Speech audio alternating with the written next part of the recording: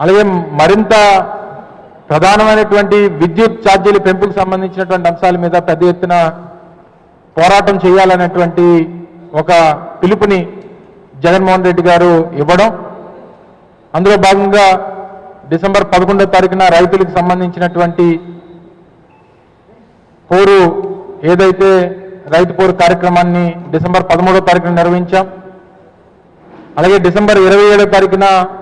విద్యుత్ ఛార్జీల్ని భారం మోపినటువంటి ప్రభుత్వం దాదాపు 15,000 కోట్ల రూపాయలు విద్యుత్ ఛార్జీల్ని భారం మోపి దాని మీద ఒక పోరు కార్యక్రమాన్ని వైఎస్ఆర్ కాంగ్రెస్ పార్టీ నిర్వహించింది. వీటన్నిటికన్నా ముఖ్యమైనటువంటిది విద్యార్థులకు సంబంధించి ఫీజు రీయింబర్స్మెంట్ స్కీమ్ కింద